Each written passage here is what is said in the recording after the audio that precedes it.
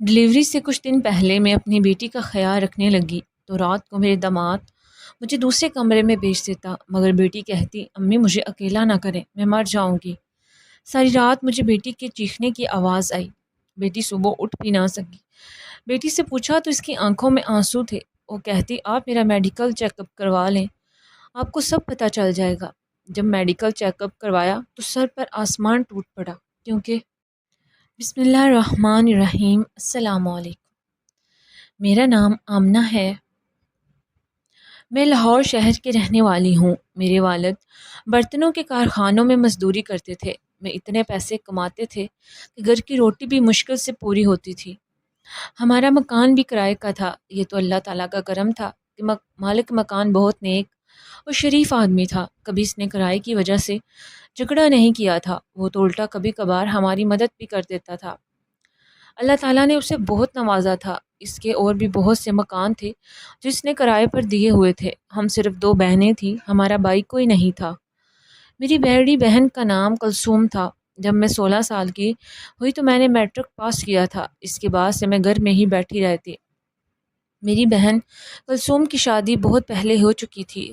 وہ ہمارے گھر سے آدھے گھنٹے کے فاصلے پر رہتی تھی۔ وہ گھر میں اکیلی ہوتی تھی۔ اس کا میاں آئل فیکٹری میں کام کرتا تھا۔ وہ صبح جاتا اور رات کو گھر آتا تھا۔ میری بہن اس کے ساتھ شادی بالکل بھی نہیں کرنا چاہتی تھی، کیوں کہ وہ کسی اور کو پسند کرتی تھی۔ لیکن اس سے پہلے کہ وہ یہ بات بتاتی، میرے والدین کو کسی اور سے پتہ چل گیا۔ تب امی اور ابو نے مل کر بہن کو بہت مارا اور اس کے بعد اپنی مرضی کے آدمی کے ساتھ اس کی شادی کروا دی۔ یہ بھی نہ سوچا کہ وہ اس کو پسند کرتی بھی ہے یا نہیں۔ شادی والے دن میری بہن کلثوم خودکشی کرنے والی تھی۔ اچانک میں نے اس کا ہاتھ روک لیا اور کہا کہ خودکشی نہ کرو، یہ ہمارے مذہب میں حرام ہے۔ بہن روک کر چپ ہو گئی اور پھر میں نے یہ بات امی کو بھی بتا دی کہ کلثوم نے اپنے پاس زہر چھپایا ہوا ہے جو یہ شادی کی رات کھانے والی ہے۔ امی نے پھر سے اس کو برا بھلا کہا اور وہ زہر بھی اس سے چھین لیا۔ میری بہن ایسی ہو گئی تھی کہ جیسے اس کی جنگ ساری دنیا کے ساتھ تھی۔ اپنے شوہر کے سامنے تو وہ کچھ بولتی ہی نہیں تھی، اس سے ڈرتی بہت تھی، لیکن ہمارے ساتھ وہ بات کر لیا کرتی تھی۔ مگر اب ہمیشہ عجیب باتیں کرتی رہتی۔ وہ جلی کٹی ہوئی باتیں کرتی تھی۔ مجھے تب بہت خوشی ہوتی تھی جب میری اماں اور ابا مجھے کہتے کہ تم کچھ دنوں کے لیے اپنی بہن کے گھر چلی جاؤ۔ میں ویسے بھی اپنے گھر کے ماحول سے بہت تنگ تھی۔ ہمارے گھر میں کچھ بھی نہیں تھا۔ بہن کے ساتھ میرا ٹائم بہت اچھا گزرتا تھا۔ جب اس کا پہلا بچہ ہوا تو اس کے بچے کو سنبھالنے والا کوئی نہیں تھا، اس لیے میں ایک ماں کے لیے اس کے گھر چلے گئی۔ میں اس کے بچے کو سنبھال لیتی تھی۔ میری بہن کلثوم کی حالت بہت زیادہ بری تھی۔ ڈاکٹر نے کہا تھا یہ بہت کمزور ہے۔ میری بہن اب بلا وجہ بات بات پر ضد کرنے لگی تھی اور اس ضد میں اس نے 3 دن تک کھانا نہیں کھایا تھا۔ جب اسے لگتا تھا کہ میں بھوک سے مرنے والی ہوں تو پھر کھانا کھا لیتی تھی، اور کچھ اور دن بھی عجیب حرکتیں کرتی تھی۔ میں اپنے شوہر کا خود ہی نقصان کرتی تھی اور پھر کہتی تھی میں نے تو یہ نہیں کیا، اور اس کے لیے وہ قسم بھی اٹھا لیتی تھی۔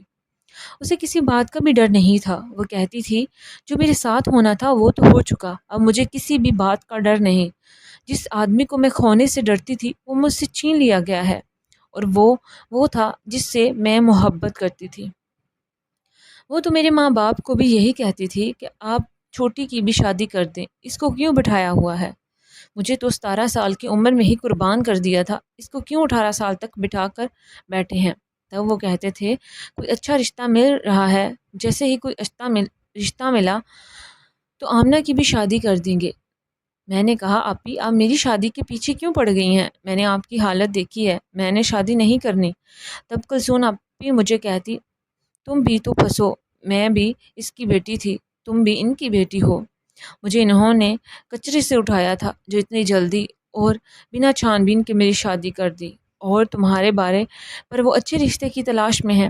میری بہن کسی کا برا نہیں سوچتی تھی، لیکن اس کی زبان بہت تلخ ہو گئی تھی۔ امی کہتی تھی کہ اس کی زبان کے آگے کوئی خندق ہی نہیں ہے، یہ تو جب بھی بولتی ہے منہ پھاڑ کر ہی بولتی ہے۔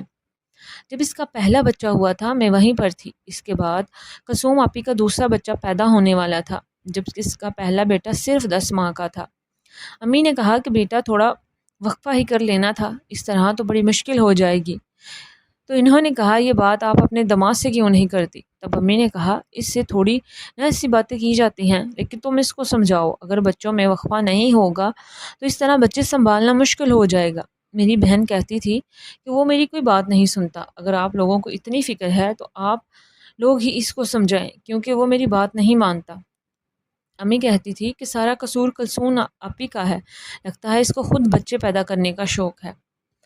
مجھے تو خیر امی کی بات سمجھ نہیں آئی تھی، ایک طرف یہ بھی کہتی تھی یہ تو اللہ تعالیٰ کی دین ہے اور وہ جس کو چاہے اولاد دے اور جس کو چاہے نہ دے۔ مجھے امی کی باتیں سمجھ نہیں آتی تھی، کیونکہ میں نے ساری زندگی گھر میں ہی گزاری تھی، صرف اسکول کے لیے جاتی تھی، وہاں سے سیدھا واپس آ جاتی تھی۔ دوسری دفعہ میری بہن امید سے تھی تو اس کی حالت بہت زیادہ خراب تھی، اور اس کے 2 مہینے پہلے ہی ایسی حالت ہو گئی کہ اسے بستر سے اٹھا نہیں جاتا تھا، اور میں 2 مہینے پہلے اس کے گھر پر رہنے کے لیے چلی گئی۔ میرا بہنوئی پردے کا اور ان ساری چیزوں کا بڑا پابند تھا۔ ویسے یہ کوئی بری بات نہیں تھی، اسلام میں پردہ کرنے کا حکم بھی ہے، لیکن وہ کچھ زیادہ ہی اس معاملے میں بولتا تھا۔ میری بہن کو مہینہ پہلے ہی درد شروع ہو گیا۔ رات کے وقت ایک کمرہ مجھے ان لوگوں نے دیا ہوا تھا جس میں میں پہلے والے بیٹے کو سنبھالا کرتی تھی، کیونکہ میری بہن سے تو اب اپنا آپ سنبھالا نہیں جاتا تھا۔ میرا بہنوئی رات کو مجھے اور امی کو دوسرے کمرے میں بھیج دیتا۔ آدھی رات کو اچانک سے مجھے کلثوم کے چیخنے چلانے کی آواز آنے لگی۔ پتہ چلا کہ درد شروع ہو گیا ہے۔ تب میں نے امی کو بھی بلا لیا اور وہ اسے ڈاکٹر کے پاس لے گئی۔ اس دفعہ میری بہن نے پھر سے ایک بیٹا پیدا کیا تھا، لیکن میری بہن کی حالت بہت بری تھی۔ ڈاکٹر نے یہاں تک بھی کہہ دیا تھا کہ بچے کو بچایا جائے کہ ماں کو، تو سب نے کہا ماں کو بچائیں، لیکن پھر ٹائم پر کرم ہو گیا اور دونوں بچ گئے۔ اللہ اللہ کر کے میری بہن بچی تھی، دعائیں کر کر کے برا حال ہو گیا تھا۔ میری بہن کا آپریشن سے ہی بچہ پیدا ہوتا تھا، کبھی نارمل ڈلیوری نہیں ہوئی تھی۔ آج تو ایسے لگتا تھا کہ ڈاکٹر بھی کوئی بری خبر سنا دیں گے۔ ہم سب خود کو تیار کیے بیٹھے تھے کیونکہ سب کچھ ٹھیک ہو گیا۔ اب رات کے وقت دونوں بچے میرے پاس ہوتے تھے اور بہن اپنے کمرے میں اپنے شوہر کے ساتھ سوتی تھی، اور رات کو دیر سے آتا۔ میری بہن کا سارا حسن خراب ہو گیا تھا، اس کی شکل دیکھ کر ایسا لگتا تھا جیسے وہ 40 سال کی ہے، جبکہ اس کی عمر صرف 22 سال تھی۔ بچے پیدا کرنے کی وجہ سے یہ سب ہوا تھا یا پھر ٹینشن لینے کی وجہ سے، ہمیں نہیں پتا تھا، مگر جب ہم اکیلے بیٹھے ہوتے تو وہ اپنے اسی عاشق کے بارے میں باتیں کرتی رہتی۔ اس کا نام اسد تھا۔ اپی کہتی تھی کہ وہ مجھے بہت محبت کرتا تھا، ابھی بھی اگر میں اس کے پاس چلی جاؤں تو وہ مجھے قبول کر لے گا۔ اس نے ابھی تک شادی نہیں کی۔ میں نے کہا تمہیں کیسے پتا اس کے بارے میں، تم اس کی خبر کیسے رکھتی ہو؟ جس نے کہا اسد نے مجھ سے وعدہ کیا تھا کہ وہ میرے علاوہ کسی سے شادی نہیں کرے گا۔ میں نے کہا اگر تمہارے شوہر کو پتہ چل گیا تو پھر کیا ہوگا؟ کہنے لگی زیادہ سے زیادہ کیا کر لے گا، مجھ پر ہاتھ اٹھائے گا، مار ڈالے گا، کوئی پرواہ نہیں ہے مجھے، وہ تو پہلے ہی مجھے بہت مارتا رہتا ہے۔ میں نے کہا کہ بھائی تم پر ہاتھ اٹھاتے ہیں کیا؟ اچانک میری بہن اپنی بات سے مکر گئی اور بولی بس میں نے غصے میں کہہ دیا تھا، اتنا تو مجھے بھی پتا تھا کہ میری بہنوئی مارتے نہیں تھے، کیونکہ وہ اللہ والے بندے تھے اور عورت پر ہاتھ اٹھانا اچھا نہیں سمجھتے تھے۔ وہ کہتے تھے عورت کمزور ہوتی ہے اور کمزوروں پر ہاتھ اٹھانا بزدلی ہے۔ ایک رات میں جاگ رہی تھی، دونوں بچے میرے پاس تھے۔ اب 2 چھوٹے بچوں کے ساتھ کون سو سکتا ہے؟ پہلا بیٹا تو پھر بھی سو گیا، لیکن چھوٹا بچہ مجھے بہت تنگ کر رہا تھا، جس کی وجہ سے مجھے بھی نیند نہیں آ رہی تھی۔ تھوڑی دیر کے بعد بہن کے کمرے سے مجھے عجیب و غریب قسم کی آوازیں آنے لگی۔ میں چپ کر کے بیٹھ گئی اور سوچا ظاہر ہے ان کا اپنا معاملہ ہے، مجھے نہیں جانا چاہیے۔ لیکن تھوڑی دیر کے بعد میری بہن چیخنے لگی اور اپنے شوہر سے معافیاں مانگ رہی تھی۔ میں اٹھ کر صحن میں آئی تو آواز آنا بند ہوگی، جبکہ میں سننا چاہتی تھی وہ لوگ کیا بات کر رہے ہیں۔ اس کے بعد دوبارہ آواز نہیں آئی۔ صبح میں نے یہ بات بہن سے نہیں پوچھی۔ اس کا چہرہ بھی عجیب سا بنا ہوا تھا، لیکن اس نے تو ہر وقت ایسا منہ بنایا ہوتا تھا کہ جیسے جانے کون سی قیامت آ گئی ہو، جیسے ساری دنیا کے درد اور دکھ صرف وہی جھیل رہی ہو اور ساری دنیا کی ذمہ داریاں میری آپی کے کندھوں پر ہوں۔ میری بہن واقعی بہت ضدی تھی، اس نے اسی رویے کی وجہ سے شاید رات کو بائی سے ڈانٹ کھائی تھی اور ابھی تک منہ بنا کر بیٹھی تھی۔ ہمیں بھی اپنے بہنوئی کا پتہ تھا، وہ اتنے برے انسان نہیں تھے، لیکن اپنی بہن کا ضرور پتہ تھا کہ وہ بہت زیادہ ضدی تھی۔ کبھی وہ ان کی جیب سے پیسے نکال کر کہتی تھی مجھے نہیں پتا کہاں گئے، کبھی شوہر کے کپڑے جلا دیتی اور کہتی میں نے نہیں جلائے، تو کبھی ان کے کپڑوں پر کوئی چیز پھینک دیتی جس سے کپڑے سارے گندے ہو جاتے۔ پھر خود ہی کہتی یہ کیا ہو گیا ہے، لائے میں صاف کر دوں، اور کپڑے دھونے میں اتنی دیر لگاتی کہ جہاں انہوں نے جانا ہوتا وہاں ان کو دیر ہو جاتی۔ شاید عورت کا بدلہ لینے کا یہی طریقہ ہوتا ہے، جبکہ کہا جاتا ہے کہ پڑھی لکھی اور نیک عورت اپنی نسل سنوار دیتی ہے۔ اس بات میں کوئی شک نہیں، اس طرح عورت کے اندر اگر آپ انتقام بھر دیں گے تو پھر وہ نسلیں برباد بھی کر دیتی ہے۔ اور میری بہن بھی ایسی انتقامی تھی، کیونکہ اس کے اندر انتقام بھرا ہوا تھا۔ امی ابو اپنے شوہر سے، یہاں تک کہ اسے مجھ سے بھی گلا تھا۔ وہ مجھے کہتی رہتی تھی کہ آمنہ، شادی کے دم تم نے کیوں سب کو بتایا تھا میں خودکشی کرنے والی ہوں؟ اگر میں مر جاتی تو میری جان چھوٹ جاتی، تم کر لیتی اس آدمی سے شادی، ماں باپ کی عزت بچاتی، تو پھر اس طرح بچاتی، مجھے کیوں مرنے سے روکا تھا؟ تم نے مجھے ذلیل کروا دیا ہے۔ میری بہن کبھی کبھی بہت عجیب باتیں کرتی تھی، سمجھ نہیں آتا تھا وہ کیا چاہتی ہے۔ اگلی رات پھر میری بہن کے کمرے سے عجیب و غریب قسم کی آوازیں آنے لگی۔ اب تو میں اٹھ کر صحن میں آ گئی، اور جب آوازوں کو غور سے سنا تو وہ کچھ اس طرح کی آوازیں تھیں۔ وہ کہہ رہی تھی چھوڑ دو مجھے، اللہ کے لیے چھوڑ دو، ایسا مت کرو، ایسا کرو گے تو میں مر جاؤں گی۔ میں حیران رہ گئی کہ کیا ہو رہا ہے۔ میرا بہنوئی میری بہن کے ساتھ کوئی جھگڑا نہیں کر رہا تھا اور نہ ہی اسے ڈانٹ رہا تھا، میری بہن خود ہی یہ سب کچھ بول رہی تھی۔ مجھے نہیں پتا تھا کیا ہو رہا ہے، لیکن اگلے دن میری بہن کی طبیعت بہت خراب ہو گئی۔ اس نے کہا چلو ڈاکٹر کے پاس چلتے ہیں، بچوں کو امی کے پاس چھوڑو اور اسے میں ڈاکٹر کے پاس لے گی۔ ڈاکٹر نے چیک اپ کیا اور کہا ایک تو تمہارے بچوں میں وقفہ بہت کم ہے، اوپر سے ابھی ابھی تمہارا بچہ پیدا ہوا ہے، تمہیں شرم نہیں آتی؟ میں نے پہلے بھی تمہیں کہا تھا کہ اس طرح کا کوئی کام نہیں کرنا، اپنے شوہر کو منع نہیں کر سکتی تم کیا؟ مجھے ڈاکٹر کی باتیں سمجھ نہیں آ رہی تھی۔ میری بہن ڈاکٹر کو بھی یہی کہہ رہی تھی کہ ہاں ٹھیک ہے، میری غلطی ہے۔ ڈاکٹر نے پھر اسے نہ جانے کیا کہا جب میں وہاں پر نہیں تھی، تو اس کی پیچھے بہت سی باتیں ہوئیں کیونکہ میں نیچے دوائی لینے گئی تھی۔ میری بہن کا پہلا بیٹا سال کا تھا، چھوٹا بیٹا 3 مہینے کا تھا، اور پھر اچانک میری بہن نے یہ خبر سنا دی کہ وہ پھر سے امید سے ہے۔ اس دفعہ تو ہم سب نے اپنا سر پکڑ لیا، ہم نے کہا کہ پاگل تو نہیں ہوگی، دماغ تو نہیں خراب ہو گیا تمہارا؟ لیکن وہ جواب نہیں دیتی، چپ کر کے بیٹھی رہتی۔ مجھے ایسا لگتا تھا کہ اس نے خودکشی کرنے کا یہ طریقہ نکالا ہے۔ بچے پیدا کرنے سے عورت کی ساری صحت اور زندگی داؤ پر لگ جاتی ہے، 9 مہینے میں کچھ بھی ہو سکتا ہے، اور پھر آخری وقت میں کچھ نہ کچھ ہو ہی جاتا ہے۔ بہت سی عورتیں ہیں جو بچہ پیدا کرتے ہوئے مر جاتی ہیں۔ پچھلی دفعہ بھی تو ڈاکٹر نے یہی کہا تھا کہ بچے کو بچانا ہے کہ ماں کو، لیکن قسمت اچھی تھی، ہم سب کی دعاؤں نے دونوں بچ گئے۔ مگر اس دفعہ تو مجھے لگ رہا تھا کہ اس کا شوہر بھی اس کو مارنا چاہتا تھا، وہ خود بھی مرنا چاہتی تھی۔ جب بھی بچے کی خبر سنائی جاتی تھی تو میرے بہنوئی کا رویہ بہت اچھا ہو جاتا اور تو بہت خوش ہوتا تھا کہ اللہ کا کرم ہو گیا ہے، باقی کے معاملات بھی خیر سے گزر جائیں گے۔ مردوں کو کیا پتہ ہوتا ہے کہ ان کو تو بچہ پکڑا دیا جاتا ہے، یہ تمہارا بیٹا ہے یا بیٹی پیدا ہوئی ہے۔ وہ یہ نہیں سوچتے کہ کتنی مشکل سے یہ دن آتا ہے۔ امی نے بڑا سمجھایا مگر آپی کو کسی کی پرواہ نہیں تھی۔ امی نے کہا کہ کلثوم بیٹی اپنے بچوں کی پرواہ کر لے، اگر ماں مر جائے گی تو بچے رل جاتے ہیں، چاہے کوئی کتنی ہی اچھی نانی دادی خالہ پھوپھی وغیرہ کیوں نہ ہو، لیکن ایک ماں کی طرح بچی کو کوئی نہیں سنبھالتا جس طرح ایک ماں اپنے بچوں کو سنبھالتی ہے، کیونکہ اپنی زندگی کی دشمن بن گئی ہے تو تمہارا ہر بار آپریشن سے ہی بچہ پیدا ہوتا ہے، اور تم 22 سال کی عمر میں 3 بچوں کی ماں بن چکی ہو، اور اب اگر تجھے کچھ ہو گیا تو ہم کیا کریں گے؟ جب آپی کو ڈاکٹر کے پاس لے کر گئے، جس کے پاس پہلے بھی لے جاتے تھے، تو اس نے کیس لینے سے انکار کر دیا۔ اس نے کہا اس دفعہ میں اس کا کیس نہیں لوں گی کیونکہ یہ مرنے والی ہے، اس کی حالت دیکھیں، اس کا خون بھی 6 یونٹ پہ ہے، اور یہ چلی ہے بچہ پیدا کرنے۔ جس نے ابھی اس کے ساتھ یہ سب کچھ کیا ہے وہ اس کو جان سے مارنا چاہتا ہے۔ میری بہن خاموش بیٹھی تھی جیسے اسے کسی بات کی پرواہ نہیں تھی، یہاں تک کہ ڈاکٹر نے بھی اس کی بے عزتی کر دی، لیکن اس نے کوئی جواب نہیں دیا۔ ڈاکٹر نے کیس نہیں لیا، لیکن اس نے کہا اب جو ہونا تھا وہ ہو گیا، آپ لوگ دعا کریں اس کی زندگی کے لیے، اس کی زندگی بچ جائے، ورنہ تو پھر اس کو کوئی نہیں بچا سکتا، اسے کسی اور ڈاکٹر کے پاس لے جائیں۔ اس ڈاکٹر نے کہا مجھے اپنا ریکارڈ خراب نہیں کرنا، اگر میرے ہاتھوں اس کی جان نکل گئی تو میرے لیے مشکل بن جائے گی، کیونکہ مجھے اپنا کیریئر شروع کیے ہوئے کم عرصہ ہوا ہے۔ میں ایسا کوئی بھی کیس نہیں لینا چاہتی جس میں مریض خود اپنی زندگی کا دشمن بنا پھرتا ہے۔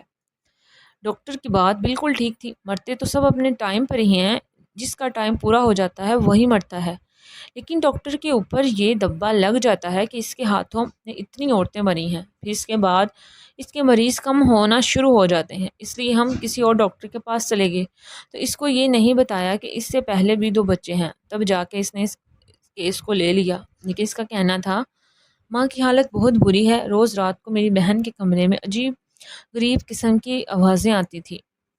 میری بہن اپنے شوہر سے معافی مانگتی تھی۔ مجھے لگتا تھا جو کچھ بھی ہو رہا ہے اس کا تعلق اسی سب سے ہے اور مجھے اپنی بہن کو بچانا چاہیے۔ جیسے میں نے پہلے بتایا تھا مجھے یہ بات سب کو بتا دینی چاہیے، لیکن اگر ایسے میں یہ بات بتاتی تو کوئی یقین نہیں کرتا۔ اس وقت میرے پاس کوئی ثبوت نہیں تھا، کیونکہ یا تو میری بہن اپنے ساتھ کچھ غلط کر رہی تھی یا پھر اس کے ساتھ کچھ غلط ہو رہا تھا، کیونکہ اس کی جان پر بن گئی تھی۔ اور اصلیت جاننے کے لیے مجھے اس سے کسی طرح ان کے کمرے میں جھانک کر دیکھنا تھا رات کو کیا ہوتا ہے، اور ثبوت کے لیے ان کی آواز ریکارڈ کرنی تھی۔